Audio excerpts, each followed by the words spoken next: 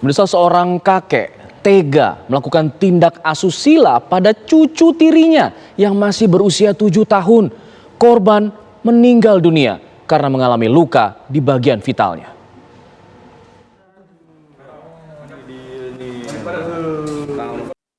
Petugas unit PPA Polres Metro Jakarta Utara meringkus TS, 54 tahun. TS ditangkap akibat melakukan pencabulan terhadap bocah perempuan 7 tahun yang merupakan cucu tiri tersangka.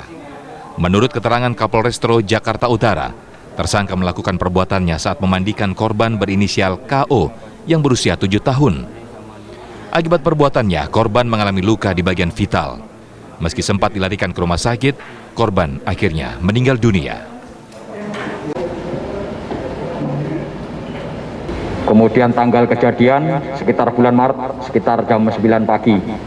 Kemudian di TKP kamar mandi, jadi daerah Pademangan Timur, Jakarta Utara. Tersangka TS, umur 54 tahun, korban KO, 7 tahun 5 bulan, ini dalam keadaan meninggal.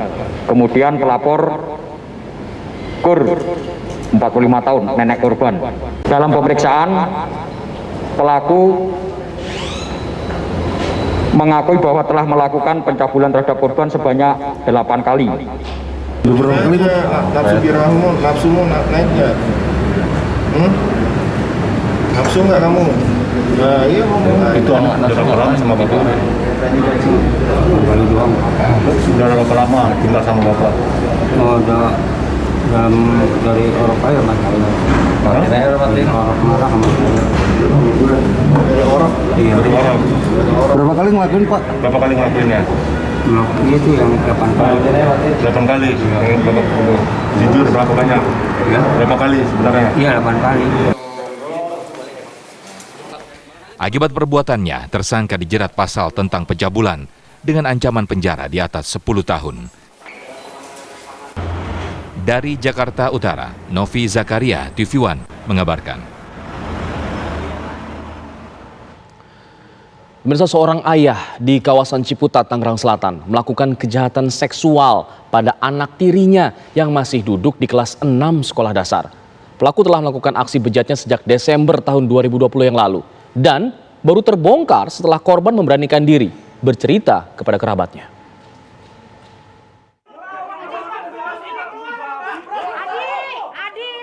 Inilah detik-detik video amatir milik warga yang merekam kemarahan warga dan keluarga korban yang berusaha menghakimi pelaku tindak asusila terhadap anak tirinya sendiri di kawasan Ciputat, Tangerang Selatan. Beruntung, ketua lingkungan dan sejumlah warga lainnya berhasil menahan massa yang terus berusaha memaksa masuk ke dalam kontrakan untuk menghakimi pelaku. Peristiwa bermula saat bibi korban curiga dengan tingkah laku korban. Setelah didesak, akhirnya korban mengaku telah menjadi korban kejahatan seksual oleh ayah tirinya. Bibi korban pun langsung menyampaikan kepada ibu korban dan kemudian melaporkannya kepada ketua lingkungan dan kepolisian. Kakaknya korban itu lapor ke tantenya bahwa ada kejadian. Tantenya telepon ke saya, lalu karena saya lagi di tempat usaha, saya telepon Pak RW sama Pak Bimas.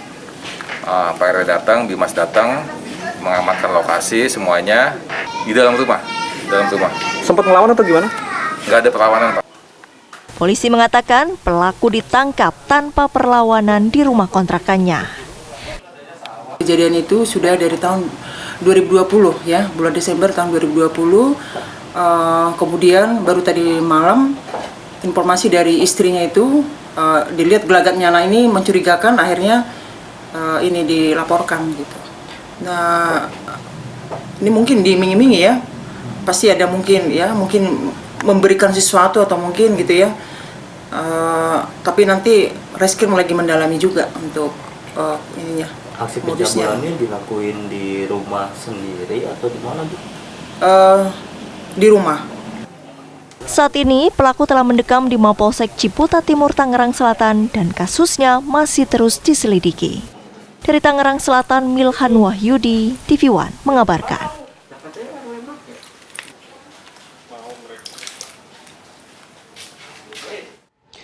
Lalu apa yang sebenarnya membuat kasus-kasus kekerasan seksual terhadap anak di bawah umur terjadi dalam lingkungan keluarga masih terus terjadi? Kita akan membahas ini bersama dengan Ketua KPAI, Bapak Susanto. Selamat siang. Assalamualaikum, Pak Santo. Selamat siang, Mas. Bagaimana kabar? Baik, alhamdulillah. Pak Santo, ini ada 2 kasus nih di Tangerang Selatan. Ayah tiri melakukan kekerasan seksual pada anak tirinya.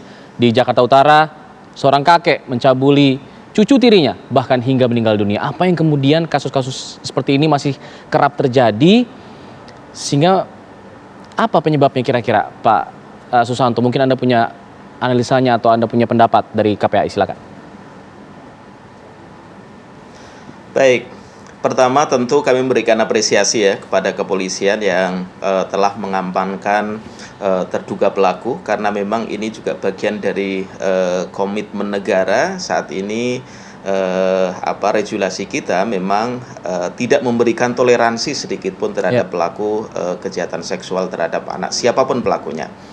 Yang kedua, kasus-kasus ini kan memang bukan yang pertama ya. Sebelumnya juga pernah terjadi di beberapa titik lain. Ada beberapa hal yang memang penting menjadi perhatian kita semua. Kenapa kemudian kasus kejahatan seksual terhadap anak masih menjadi tantangan serius?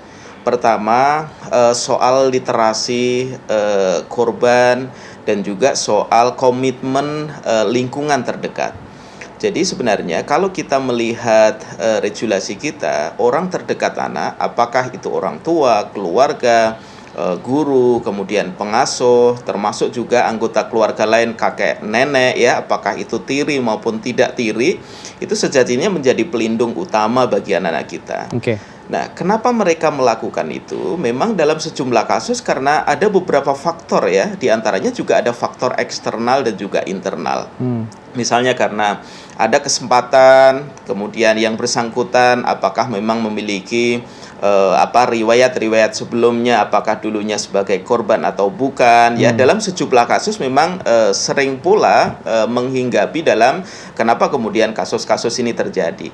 Intensitas yang bersangkutan terhadap konten-konten porno juga seperti apa, itu hemat kami juga butuh didalami lebih jauh ya, meskipun usianya katakanlah sudah sangat dewasa. Jadi kemudian kenapa kita semua penting memberikan pemastian perlindungan pada anak-anak kita, karena memang kelompok anak ini kan memang kelompok rentan ya, yang mudah katakanlah dimanipulasi, mudah dirayu, mudah dibohongi untuk kepentingan tertentu. Maka tentu kita sebagai orang tua jangan juga lengah dalam memilih siapa yang sebenarnya mengasuh dan menjaga anak kita. Pak Santo, tadi Anda sebutkan salah satu faktornya adalah literasi korban. Apakah ini maksudnya korban tidak begitu teredukasi mengenai bagaimana kemudian cara melapor atau bagaimana kemudian ia harus menanggapi aksi-aksi kekerasan seksual terhadap dirinya, atau bagaimana Anda menjelaskannya? Ya, anak-anak kita itu kan sebenarnya merupakan anak yang punya potensi besar ya, siapapun itu. Kenapa kemudian rentan ya, dalam sejumlah kasus juga ada seperti yang saya sampaikan tadi, ada faktor eksternal dan juga faktor internal. Faktor internal soal misalnya literasi. Makanya misalnya bahwa usia tidak hanya usia anak usia dasar, tapi juga usia PAUD pun sebenarnya penting pula dididikkan pada anak-anak kita siapa yang boleh menyentuh bagian-bagian tertentu ya, apa saja yang boleh disentuh, apa saja yang boleh dilakukan, apa yang tidak boleh. Itu dari hal-hal yang sederhana. Orang tua juga penting memberikan literasi pada yang bersangkutan, sehingga saat dia berpotensi atau katakanlah rentan menjadi korban atau sudah ingin melakukan itu, anak-anak kita bisa menyampaikan ke orang tuanya, menyampaikan ke ibunya atau ayahnya, sehingga kondisi-kondisi seperti ini bisa dicegah sedini mungkin. Jika kita memposisikan diri sebagai orang tua nih, lalu kemudian kita khawatir terhadap anak kita menjadi korban misalnya, apakah kita sebagai orang tua bisa melihat ada ciri-ciri tertentu bagaimana anak ini sudah pernah menjadi korban seksual atau tidak, atau bagaimana? Tentu KPAI sering berhubungan langsung dengan korban dan berdiskusi mengenai hal ini. Ya, memang tidak mudah ya untuk mengidentifikasi apakah anak ini sudah menjadi korban atau belum. Ya, tetapi tanda-tanda awal itu hemat kami butuh dicermati sebagai pintu masuk untuk menelisik dan mendalami lebih jauh ya sebagai orang tua. Katakanlah misalnya anak mudah mengingau, anak kemudian melakukan sesuatu yang tidak sewajarnya ya, anak kemudian perilakunya kok berbeda dengan sebelumnya, itu hemat kami jadi pintu masuk untuk menelisik, untuk mendalami, untuk menanya baik-baik kepada anak-anak kita agar anak-anak kita terbuka ya, agar anak-anak kita terbuka apa sebenarnya yang terjadi pada anak-anak kita.